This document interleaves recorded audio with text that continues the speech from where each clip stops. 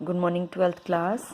आज हम अपना चैप्टर 5 इंडियन पॉलिटिक्स का रिवाइज करेंगे, जो कि है challenge to restoration of Congress system.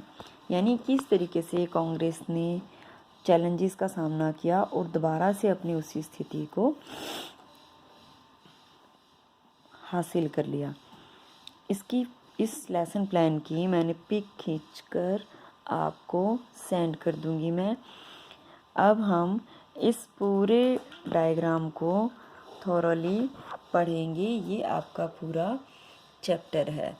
अब इसमें मेन जो आपके हेडिंग्स और हाइलाइट्स आएंगे वो हमारा सबसे पहले है आपका पॉलिटिकल सक्सेशन, मेन पॉइंट था।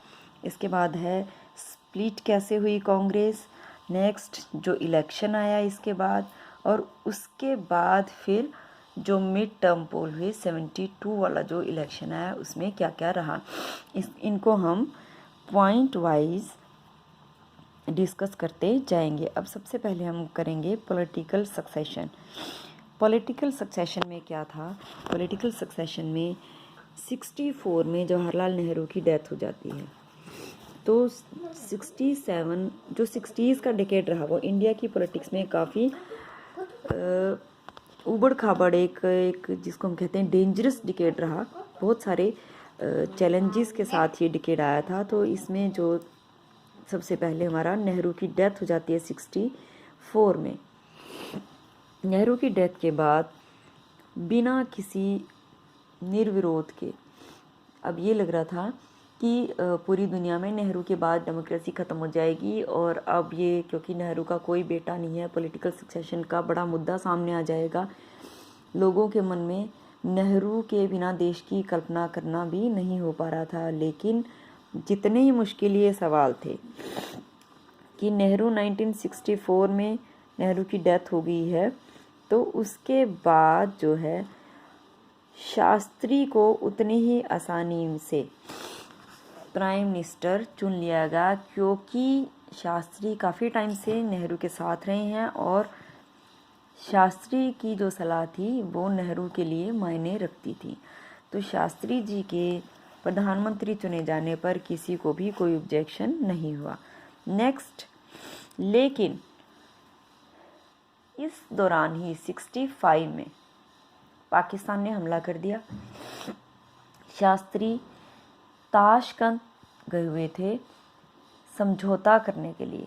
वहाँ पर 67 में 1966 में शास्त्री की भी डेथ हो जाती है। शास्त्री की डेथ के बाद जो मेन क्वेश्चन खड़ा हुआ वो सक्सेशन का हुआ कि अब प्रधानमंत्री कौन बनेगा। इस टाइम तक मोरारजी देसाई और जयप्रकाश नारायण ये दोनों ही कंपटीशन में थे। इन दोनों के बीच में कंपटीशन था कि कौन बनेगा। अब यहाँ पे कंपटीशन आ गया जयप्रकाश नारायण और मोरारजी देसाई के बीच में। लेकिन जो सीनियर लीडर थे उन्होंने इसको एक अपनी बहुत ही मैच्योरिटी का परिचय दिया और इंदिरा गांधी को यहाँ पे प्राइम मिनिस्टर बना दिया, जिसकी वजह से ये दोनों बहुत ही नाराज़ हुए और यहाँ से कांग्रेस के बीच मतभेद आने शुरू हो गए हैं। जो सीनियर लीडर थे कांग्रेस के वो सिंडिकेट कहलाते थे। अब ये सीनियर लीडर्स को ये लगता था कि इंदिरा गांधी जो है वो जवाहरलाल नेहरू के टाइम से ही राजनीति में सक्रिय रही हैं। लाल बहादुर शास्त्री की में भी कैबिनेट मंत्री रही हैं, सूचना प्रसारण मंत्री रही थी इंदिरा गांधी। तो ये इनमें लीडरशिप एबिलिटी है और ये कोई भी काम सिंडिकेट से पूछकर करेंगी। मैच्योरिटी अभी नहीं है इनमें। लेकिन ऐसा नहीं हुआ था। ये हमारा पॉलिटिकल सक्सेशन हुआ कि किस तरीके से जवाहरलाल नेहरू की मृत्यु हो गई और 2 साल में ही 2 प्रधानमंत्रियों की मृत्यु के बाद किस तरीके से भारत में लोकतांत्रिक प्रणाली से सक्सेशन का जो मुद्दा था, उत्तराधिकार का जो मुद्दा था, उसको हल कर लिया गया। सेकंड हमारा जो पॉइंट आता है वो आता है स्प्लिट इन कांग्रेस। जैसा कि अब हमने ये देखा कि यहाँ पे जयप्रकाश और मोरारजी देसाई भी प्रधानमंत्री बनने के लिए कंपटीशन में थे, लेकिन वो compete नहीं कर पाए और उनको मौका नहीं दिया गया। इंदिरा गांधी को प्रधानमंत्री बना दिया गया। तो यहाँ से इंदिरा गांधी के और मोरारजी देसाई और जयप्रकाश के बीच मतभेद आने शुरू हो गए। अब यहाँ से शुरू हुआ Indira versus syndicate. Indira versus syndicate में क्या था कि इंदिरा गांधी जो है वो नए विचारों की है और सिंडिकेट को ये लगा था कि इंदिरा गांधी सभी काम इन सीनियर लीडर से पूछ के करेगी, लेकिन ऐसा नहीं हुआ। कांग्रेस की जो स्थिति थी यहाँ पे वो अलग अलग विचारधाराओं में बंटनी शुरू होगी। आपकी बुक में सबसे पहले पेज पे एक कार्टून छपा हुआ है जिसमें 2 बैल दिखाए गए हैं और यहाँ पे मैं बता दूँ आपको, कांग्रेस में पहले कांग्रेस का चुनाव का निशान 2 बैल होते थे। अब यहाँ पे जो पुराने लीडर थे उन्होंने कांग्रेस ओ बना ली, यानी वो कहते थे कि हमारी जो कांग्रेस है वो ओरिजिनल है, और इंदिरा गांधी ने बनाई कांग्रेस आर रिक्विजनिस्ट।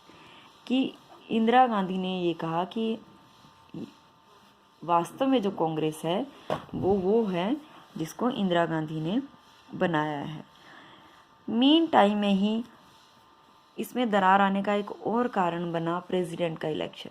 प्रेसिडेंट के इलेक्शन में 2 कैंडिडेट थे, एक थे नीलम संजीवा रेड्डी और दूसरे थे स्पीकर होते थे लोकसभा के। इस इलेक्शन में 2 कैंडिडेट थे। अब प्रेसिडेंट के इलेक्शन में जो आया था इलेक्शन, इसमें जाकिर हुसैन की डेथ हो गई थी और उसके बाद प्रेसिडेंट का इलेक्शन आया था। प्रेसिडेंट के इलेक्शन में इंदिरा गांधी ने 69 की बात है ये, प्रेसिडेंट का इलेक्शन आना। इंदिरा गांधी ने क्या किया था, यहाँ पे संजीवा रेड्डी को नहीं बनाया था और वीवी गिरी को इलेक्शन जितवा दिया था। तो यहाँ से भी कांग्रेस के बीच में मतभेद आने शुरू हो गए थे प्रेसिडेंट के इलेक्शन में। इसके जो 2 पॉइंट हैं वो हम अगली रिवीजन में अगले उसमें रिवाइज करेंगे, लेकिन आज आपका जो होमवर्क है वो है ये जो पॉलिटिकल सक्सेशन और स्प्लिट इन कांग्रेस के जो रीज़न हैं उनको बहुत ध्यान से करेंगे। स्प्लिट इन रीज़न में इसके अलावा भी आ जाएगा कि इसने बैंक्स को प्राइवेट कर दिया था इंदिरा गांधी ने, जिसकी वजह से भी सिंडिकेट इंदिरा गांधी से नाराज़ था। प्राइवेटाइजेशन ऑफ बैंक आ जाएगा और प्रीवी पर्स इंदिरा गांधी ने ख़त्म कर दिया था। तो एबोलिशन ऑफ प्रीवी पर्स, ये रीज़न थे कांग्रेस में स्प्लिट होने के। आपको ये सभी बहुत ध्यान से अपनी बुक में पढ़ने हैं और आज इसी चैप्टर से रिलेटेड मैं आपको कार्टून्स भेज रही हूँ और उसके क्वेश्चन आंसर आपने करने हैं।